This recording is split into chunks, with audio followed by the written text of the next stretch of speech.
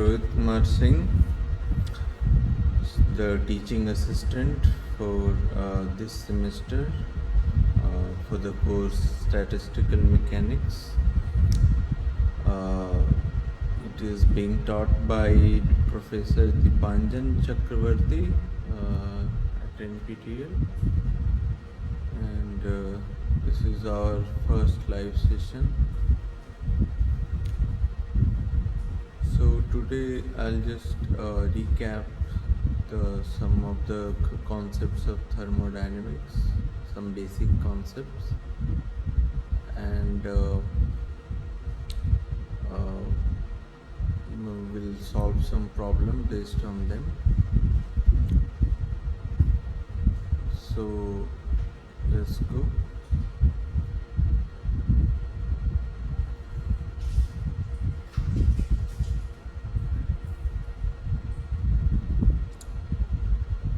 So thermodynamics, as we know, deals with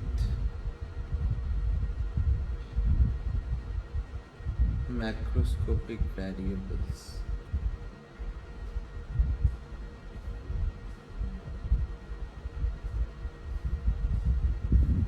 So, for example, if we have a hydrostatic system like some kind of fluid, then our macroscopic variables will be pressure, volume, number of particles or molecules, temperature, etc. Right?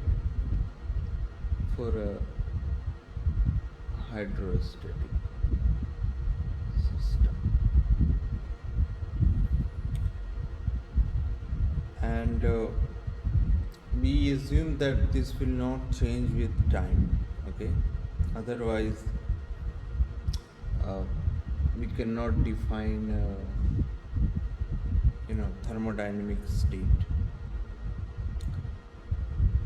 So and also so these constitute a macro state of the system, okay?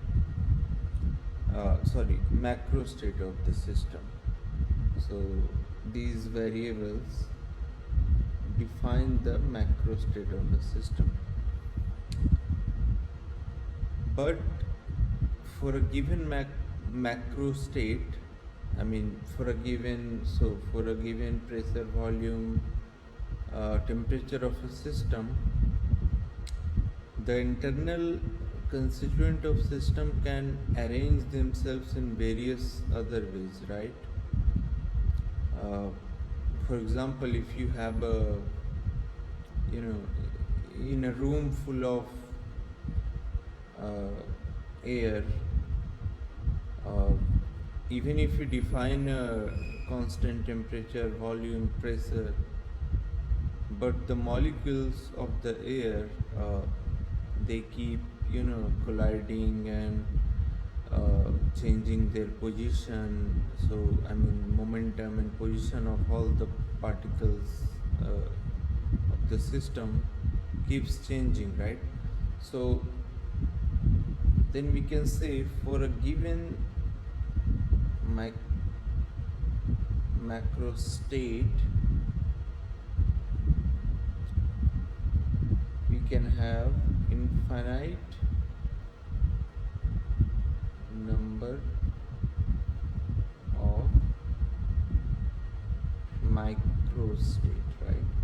So this micro state is given by position and momentum of all the constituents of the system. So it's like three coordinates, spatial coordinate, and three momentum coordinates. So if you have n number of particles, then there are 6n 6n points in a phase space. So like this. So there are, you know,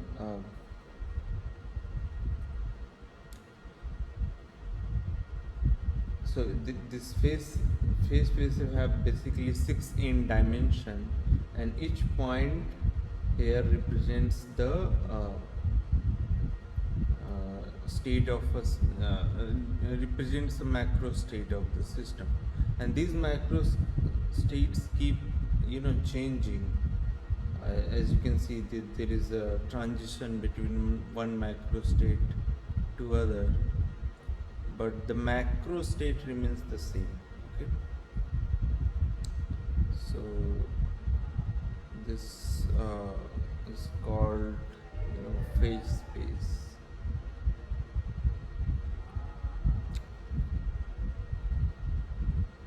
Uh, so we will come to this later in the course, when we will learn about ensembles. Now there is something called, response function. So if you have a system prepared, you can perturb the system and you can measure something, uh, measure the response of the system to the perturbation. So one of the response function is simply this. So this is called the compressibility. So if you have a, gas in a container, you can try to compress it with a piston, right? So this means that the change in volume, so the relative change in volume with respect to the pressure at fixed temperature is called the compressibility. Okay, so this is one kind of response function. So you are perturbing the system, and you are measuring something to, understand what kind of response this system does. So this will vary for different, basically different gases and different species of gases, right? And then you can quantify something about the nature of the gas. So yeah, other response functions are, specific heats. So for example, how much uh, how much change in heat takes place when with respect to the temperature at fixed pressure. So this is called specific heat, Cp. Then Cv is change in heat with respect to temperature at fixed volume. These are also, response functions, kind of. No, the important thing is that, so I discussed there are some, macroscopic variables which defines the state of a system, and out of those macroscopic variables, some are called extensive and some are called intensive variables. Okay, so uh, so let's classify them. So so I'll just, list out the different kind of systems. So first is the hydrostatic system, like fluid, and then I'll classify the extensive and intensive variable, and then the work done uh, for this kind of system, uh, I will also write out the formula. I mean, this has been done in the lectures, but I want to just summarize it here. So for a hydrostatic fluid,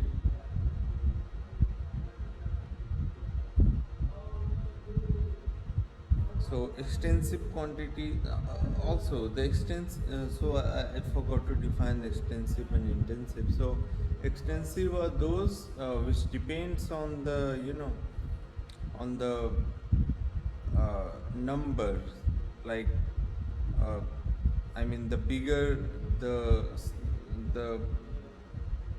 system, this quantity becomes bigger. So for example, simple one is volume, right?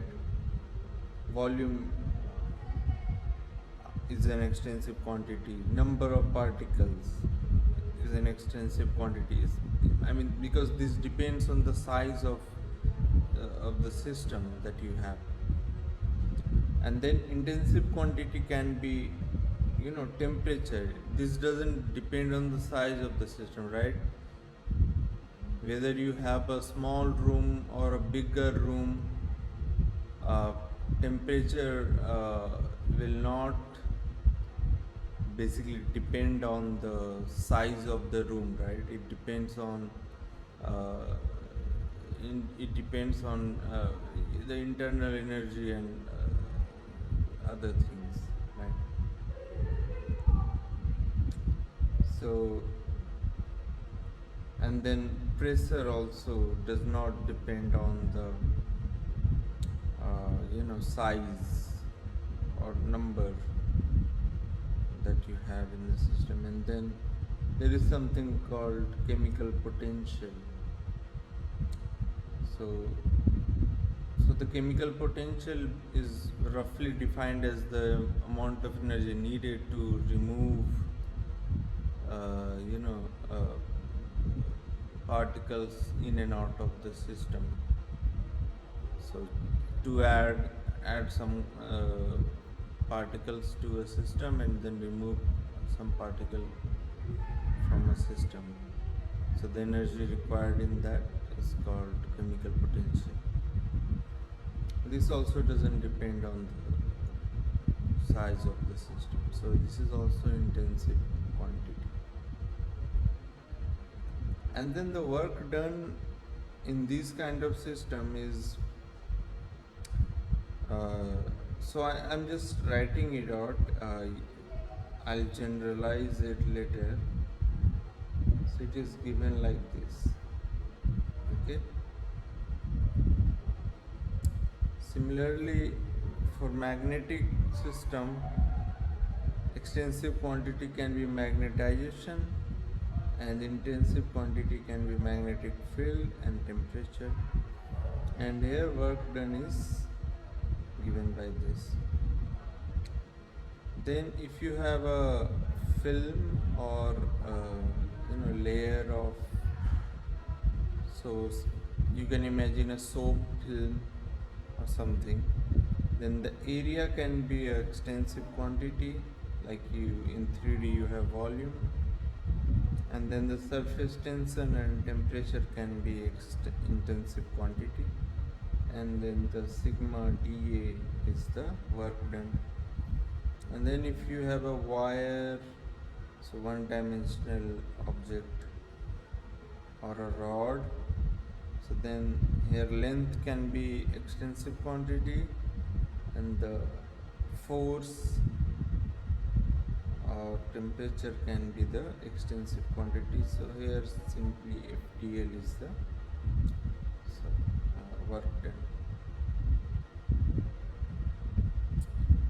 Okay. Now you can look at these work done formulas and realize that there is something there is a pattern, right? So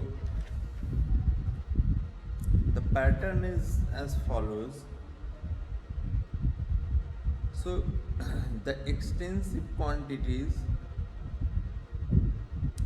they are called uh, basically generalized coordinates. Okay, so these are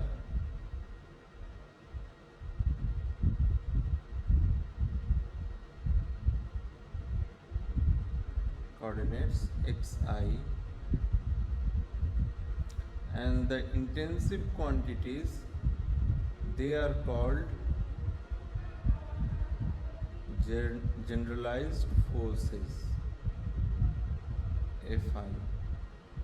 And we know that work done is given by, so in general terms from classical mechanics, we know that work done is given by fi dxi, sum over fi dxi, right? And so if you then if you look at the work done in these systems,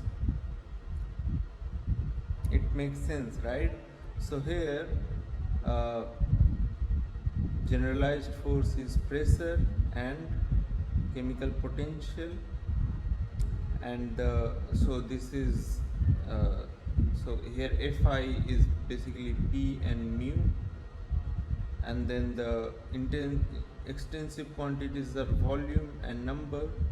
So these are in so these are basically in place of dx. And similarly you can see the other formula, they all follow this fi dxi thing. Okay, so this is a easy way to remember everything. Okay, so I'm not going to because I mean I'm not going to teach you the laws of thermodynamics, because this has been done in the lectures pretty well. I'll just write out the second law of thermodynamics. Sorry, first first law of thermodynamics. So which is basically conservation of energy. So whatever heat changes in the system, it corresponds to the change in internal energy and the work done on the system, right? And right now we saw that we can write the work done generally as in terms of generalized forces and generalized coordinates. So this is the first law of thermodynamics, right? And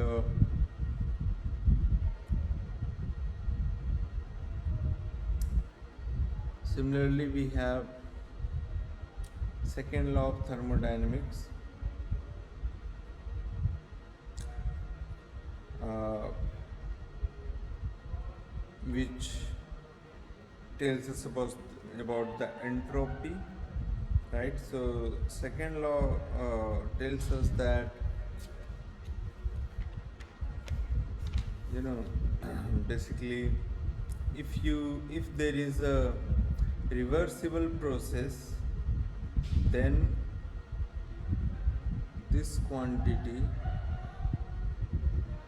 is zero, and where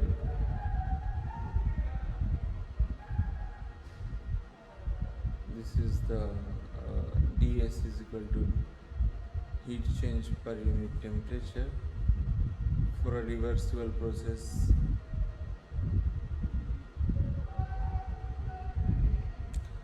And if you have a irreversible process, then this quantity is always less than zero. Okay,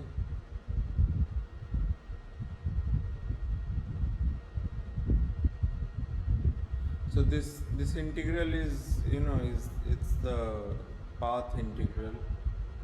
Basically, you go you you go and come back to the same point in the phase space.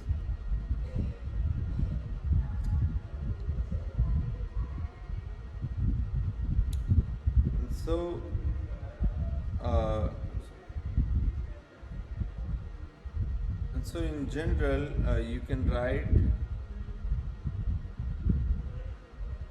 like this, right?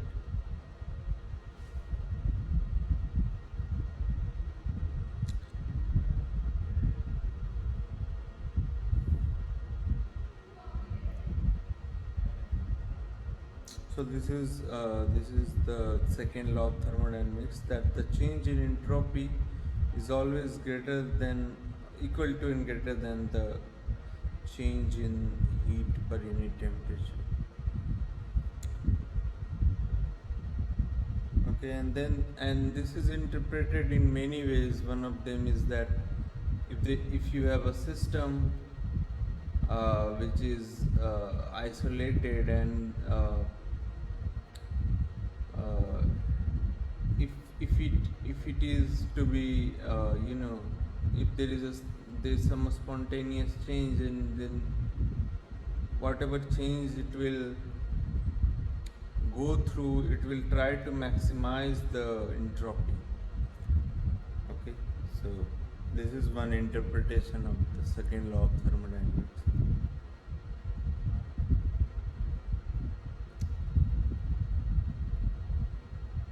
Okay, so yeah.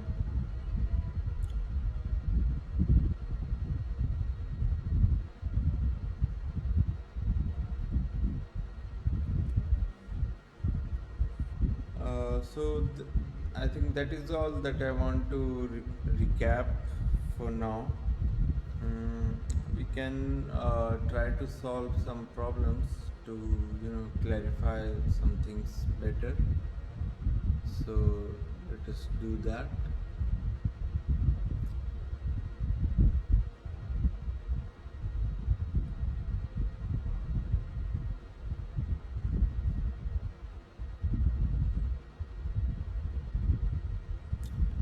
So the first problem that I have today is here, given that there is a thin film of soap, okay, of area A, and surface tension sigma, and it has magnetic nanoparticles suspended in it. Okay, if m denotes the magnetization and n is the number of nanoparticles, then first law for the system is given by which option? So now this system combines our, magnetic and a film kind of system. So here we have a thin film of soap, and it has, magnetic nanoparticles suspended. So now, what are the macroscopic variables that you can write for this system? So so here area is given. Area is one of the quantity. Then surface tension of this film, magnetization of the nanoparticles. Then you have magnetic field. Obviously there are magnetic nanoparticles, so they will have some magnetic field. Number of nanoparticles is there, right? So you have all these quantities, okay, and also chemical potential is also always there. Now you have to classify which of to write the first law of thermodynamics. So we know that the first law of thermodynamics is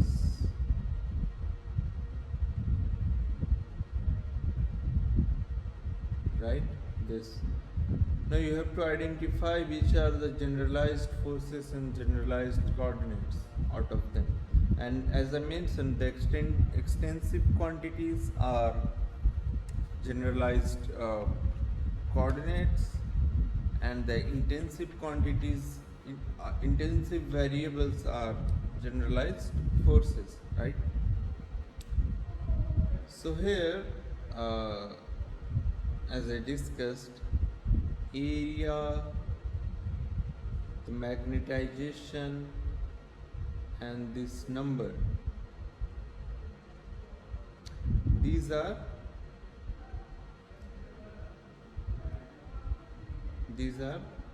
extensive quantities, right? And the rest of them, so surface tension, magnetic field, and the chemical potential, these are intensive. So these will comprise our generalized coordinates, and these comprise our generalized forces, correct? And as I mentioned,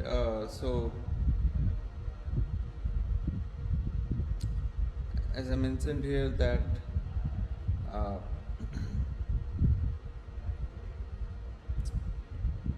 since yeah, we can assume here that this is, I mean, whatever we are doing it quasi statically, so this process is reversible, the heat transfer. So dq can be written as tds, and then we have du, and then so for the force we can do one by one. Uh, so as I mentioned, sigma is one of the surface tension, one of the generalized forces. So sigma dA minus b dm minus mu dn, right?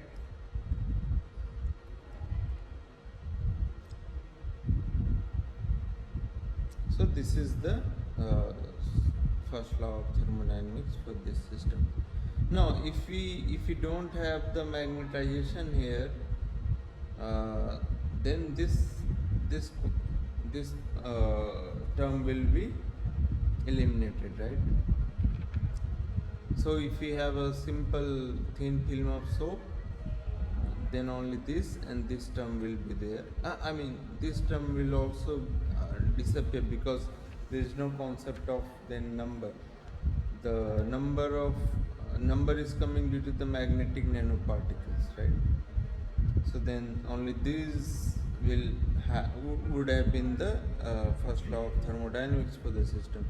But since we have the magnetic nanoparticles suspended, so we have this as first law of thermodynamics. Okay, so the first one is the correct option.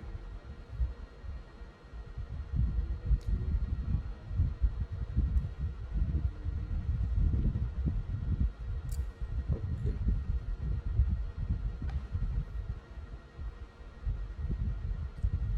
now let's move to the second problem.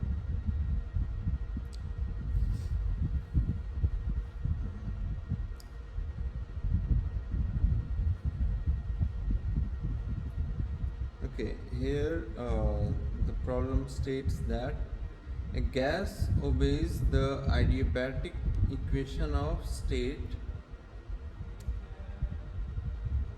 T3 V5 is equal to constant. Okay,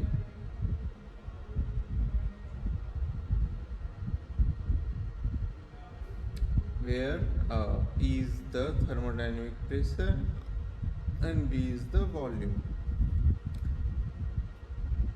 and it is initially at a pressure of so the initial pressure, so P1,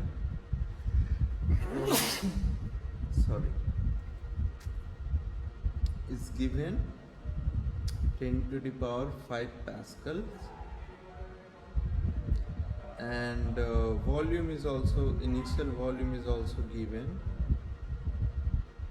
meter cube, 10 to the power minus 3 meter cube. Okay, and then it says that the gas is adiabatically expanded to a volume of 8 into 10 to the power minus 3, so 8 times. Okay, now adiabatically expanded means there is no heat exchange. Okay, so that means whatever uh, whatever, I mean, there will be, so in the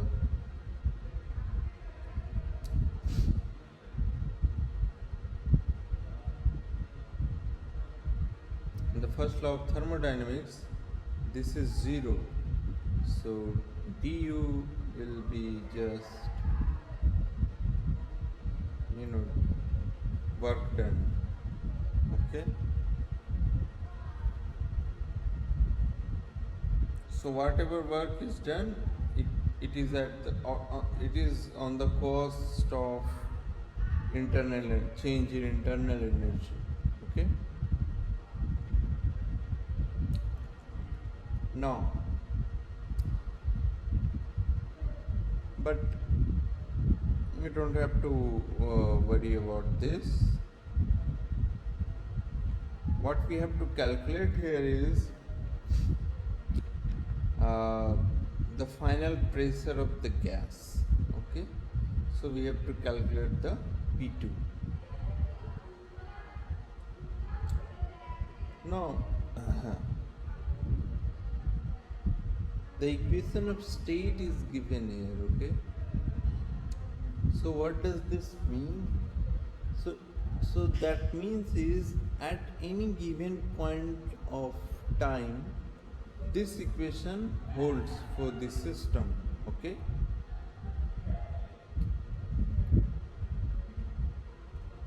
so that means P1 cube V1 to the power 5 will always be equal to P2 cube V2 to the power 5. Okay, this always holds, and we have P1, V1 and V2, so we can easily find V2, right? Just a matter of solving this equation. So let's quickly do that. So we have P1 10 to the power 5 to the power 3. V1 is 10 to the V1 is 10 to the power minus 3 to the power 5. P2 we want to calculate,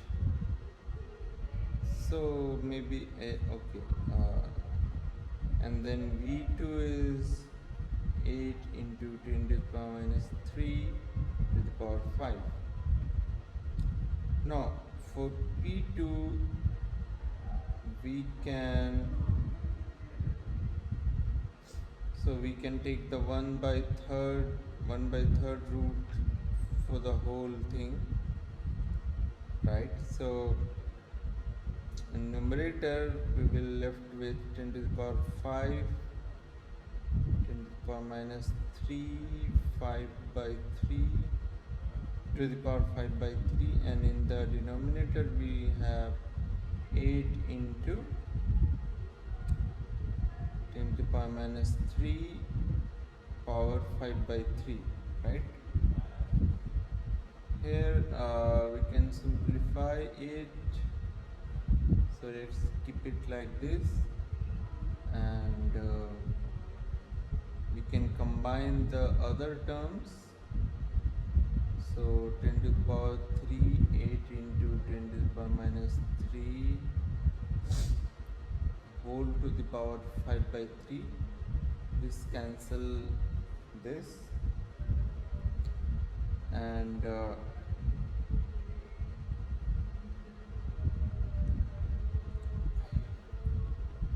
this gives us, so 8, so 1 by 8 to the power 5 by 3.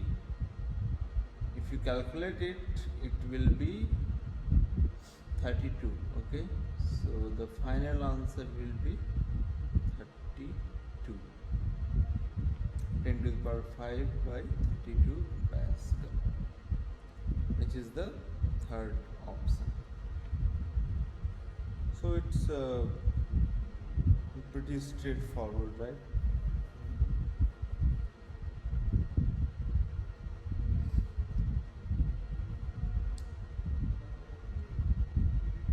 Okay. So yeah, it's simple algebra.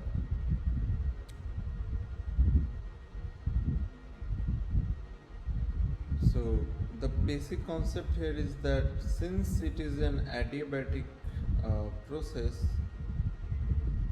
so that's why this equation holds at every point of time. Now, let's, there is a question that what is the work done in this process? So we have calculated the final pressure. So no, the work done in this process,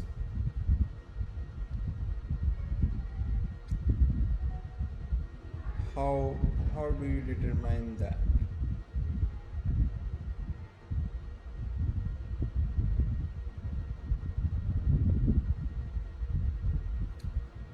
So I mean,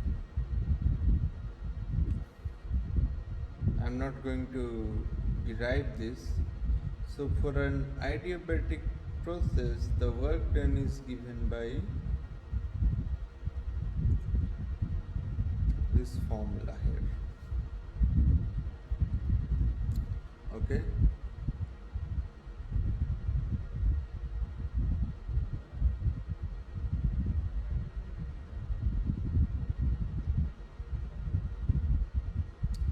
And if you put everything, so we have P1, V1, P2, V2, we know, and so what is this gamma?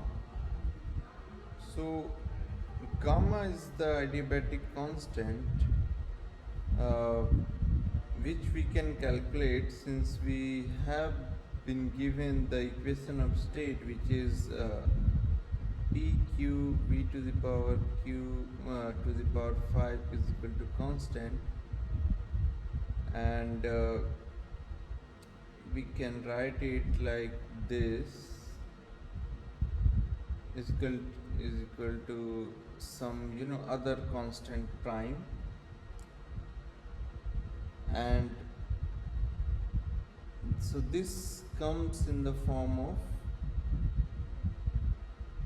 this, right? And so this is the gamma, which is equal to 5 by 3. Okay, so if you put everything, you will get 100 minus 25 by 5 by 3 minus 1, which is 112.5 joule. Okay, now if you see, look at the options, none of the option matches this value, right? There is 112.5 joule which is in negative. So what is going on? Now if you notice, the problem says that the gas is expanding. Okay, so So the system is doing work, right? And heat is being, heat, the internal energy is being converted into work done, right? So work is done by the system. Uh, we call it. We say it's negative. So that's why it is the value is given negative. So it's just a convention, okay? Work done by the system is negative, work done on the system is positive. Okay, so this is the convention we follow. Okay, now the next problem is the change in the internal energy of the gas. Now, as I mentioned, the change in the internal energy will be same as the work done, right? Which is the what we got the answer before, because there is no heat exchange, so whatever work is done by the system, that much heat is being, you know uh, released from the system. So it is just to, remind you.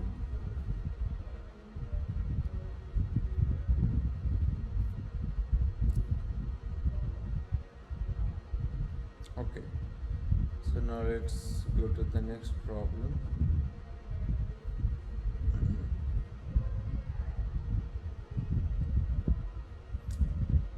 Okay, so the problem states that there are the two objects of heat capacity C1 and C2 at temperatures T1 and T2 respectively, and they are brought in contact with each other.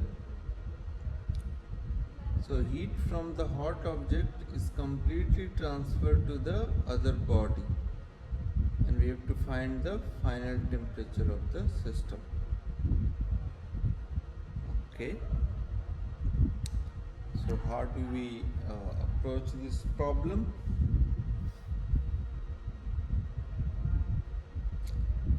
So we know that the heat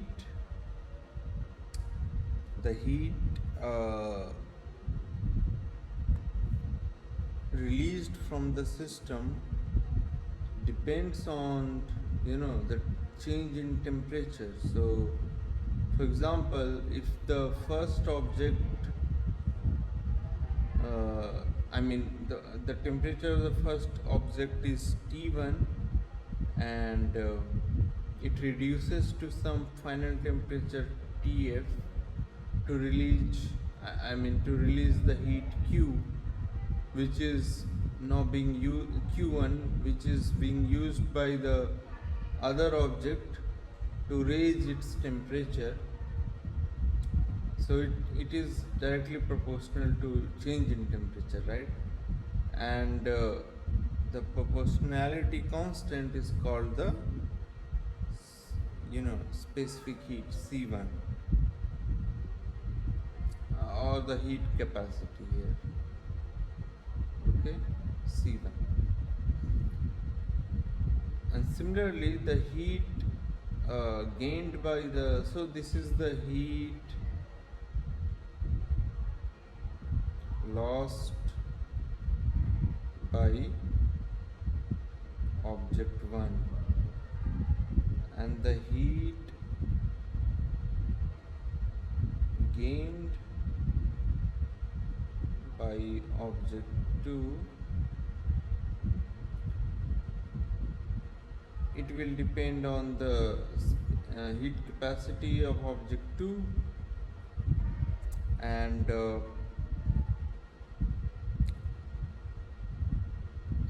so here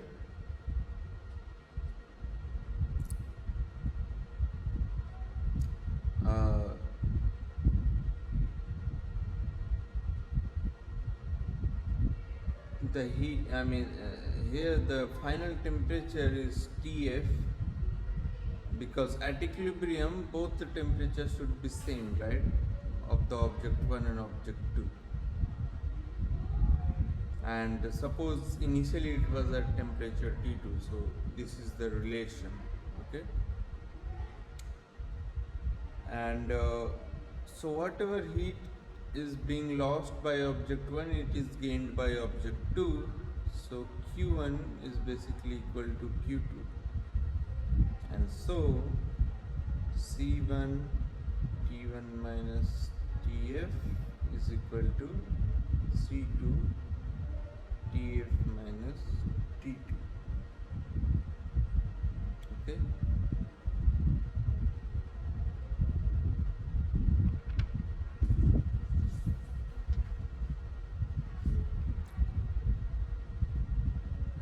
And if you solve it for, I mean, just do little algebra. If you solve it for Tf, you will get C1 T1 plus C2 T2 divided by C1 plus C2,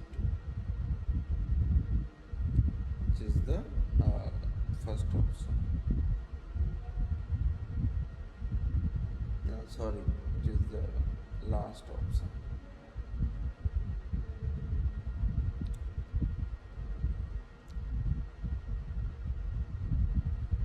Okay, so this is also a very simple problem. Let's go to the last problem for today.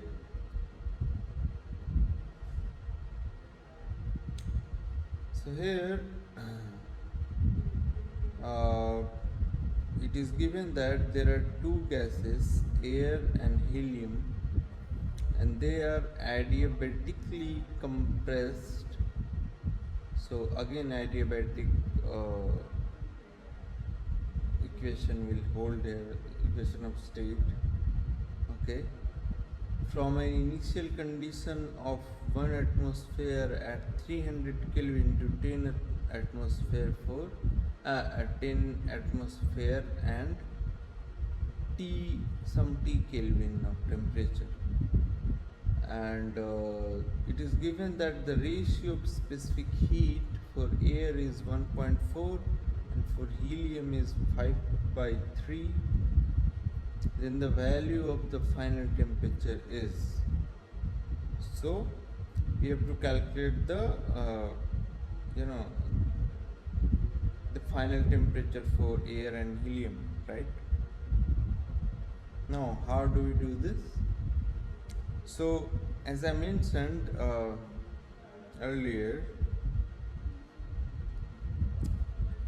so the adiabatic equation of state is given by this, so some constant K, right? And considering the air and helium to be some kind of ideal gas,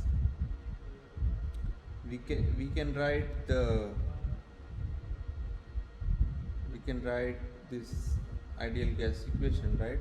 PV equal to some constant, so K prime T, right?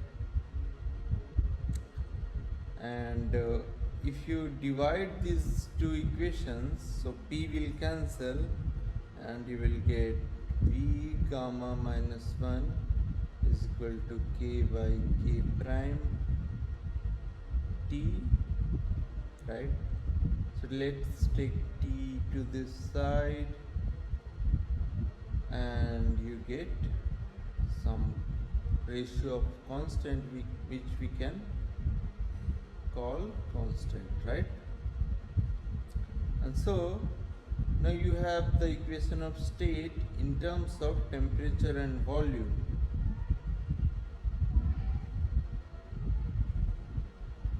Okay, and this will hold at every point of time, right?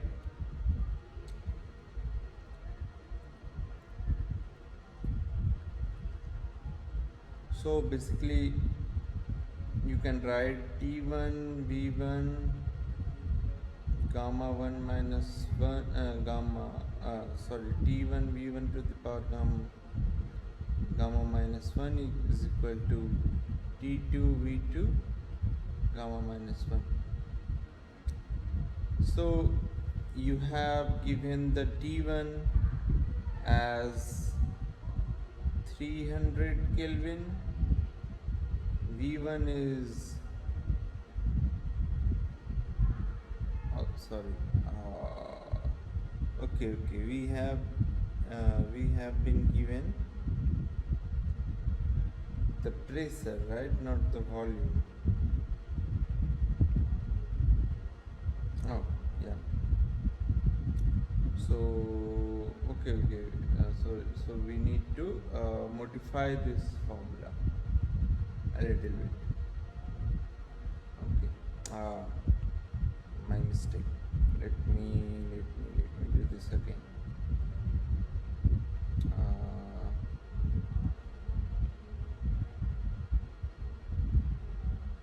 Okay, I mean, it won't be much of an issue. So again, we have this, right? And we have, for ideal gas, we have K prime T, right? Now, this you can write it as P 1 by gamma is equal to and V is equal to some constant K double prime. Okay, and then you divide by this so that V cancels out, so you have P 1 by gamma minus 1 is equal to K double prime by K prime T, and so finally you have K P1 minus gamma minus 1 is equal to K double prime by K prime. Okay, and then this you can take as constant. So this is now your equation of state as a function of temperature and pressure, and you can write T1 P1, so 1 minus gamma by gamma is equal to T2 P2 1 minus gamma by gamma. Okay, now we have temperature T1 is equal to 300 Kelvin. Okay, pressure is given 1 atmosphere. So let's not worry about, so no, whatever you take the power of 1, it is just 1, so let's keep it 1. And the temperature T2 is the final temperature T, and P2 is 10, so 10 to the power 1 minus gamma by gamma. Okay, so the temperature is equal to 300. So this is the general equation, right? This will hold for both air and helium, right? So 10 1 minus gamma by gamma, right? Now what is the gamma? So this has been discussed in the lectures. So gamma is the ratio of the specific heats,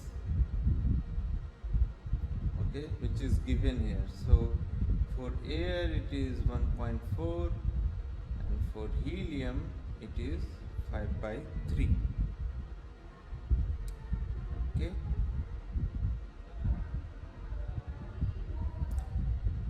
so if you put that here in this equation, you will have the temperature for both helium and air. Okay, so it will come around. I mean, so this, I think this is the correct option. You can check it. So yeah, so this is the last problem that I wanted to discuss. Um,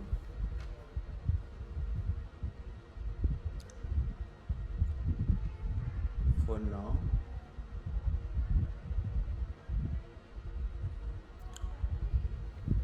Okay. So since we have some time, I would like to discuss Carnot engine. Okay, since it's a very crucial concept. So, what is Carnot engine and how does it? I mean, what does it mean? So, we know that any heat engine has a specific task to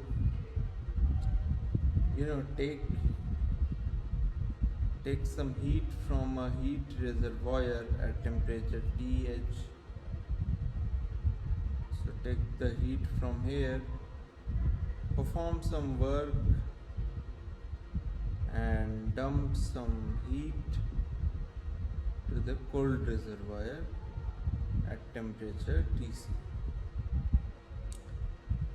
Now, Carnot engine is a special engine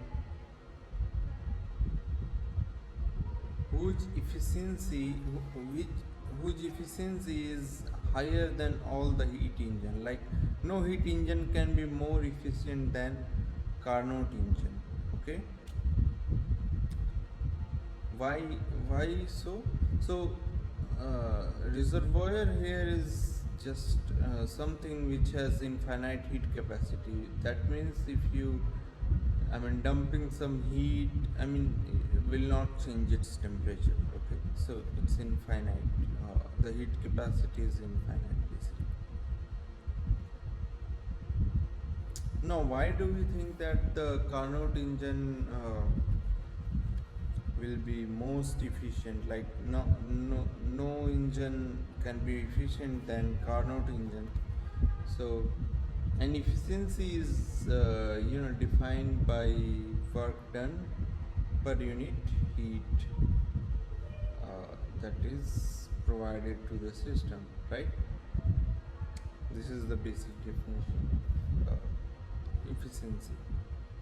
So let's see. So suppose you have a Carnot engine, okay, which is taking some heat QH. So this is the Carnot engine.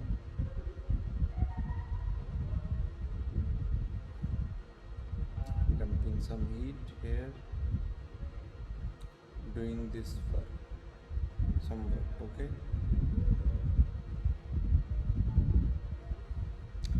Now this work done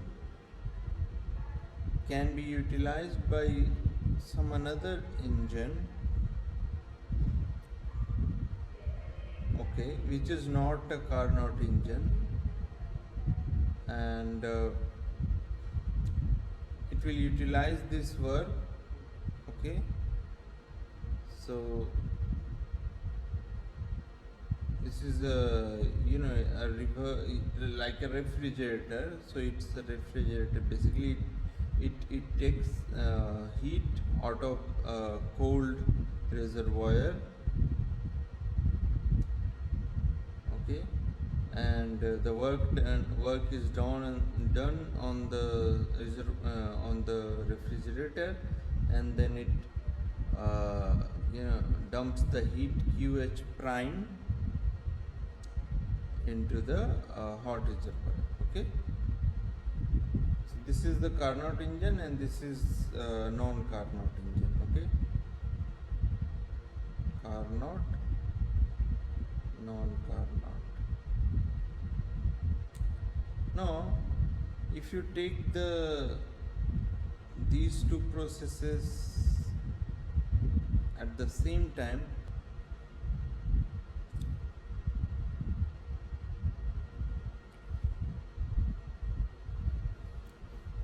and so the combined system here, I mean we can write it as a combined engine which takes heat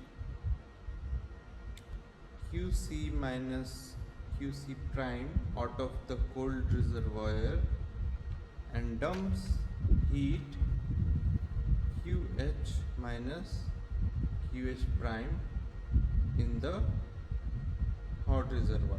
Okay, but this violates the clause's statement, right, which says that heat transfers from hot to cold object, not from cold to hot without any work. Okay, so that means this quantity should always be negative, right? And so that means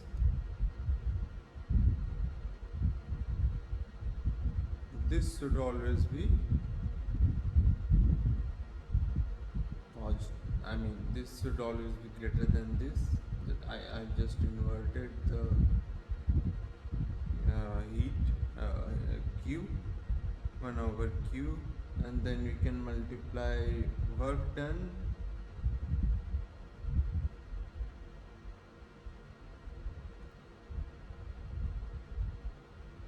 on both sides.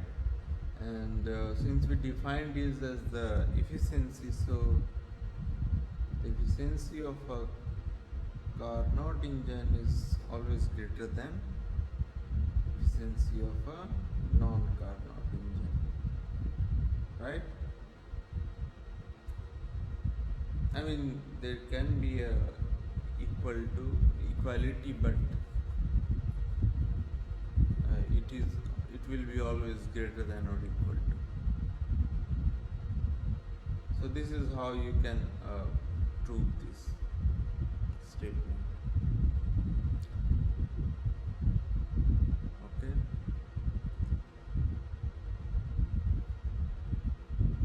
Further,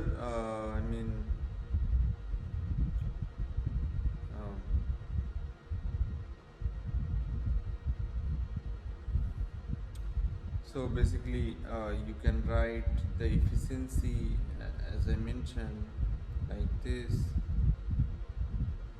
or so work done is what? Work done is basically QH minus QC, so heat change, and so this is 1 minus QC minus QH, right? And for a Carnot engine,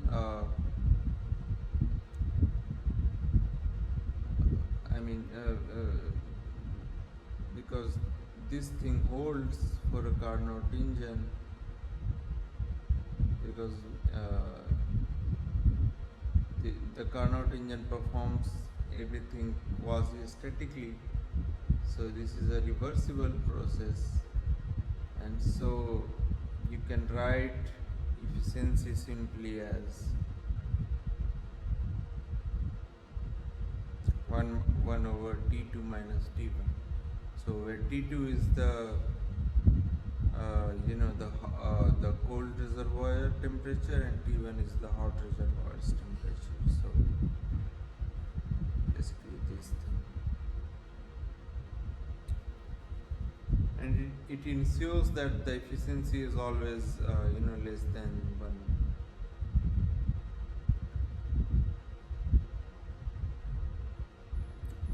So you cannot have a perfect engine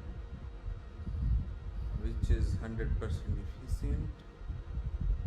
Uh, the most efficient engine you can have is a Carnot engine, okay, and all the non-Carnot engine will have less efficiency than the Carnot engine, okay. So that is all for today. Uh, thank you.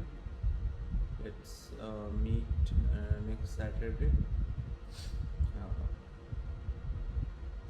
so bye.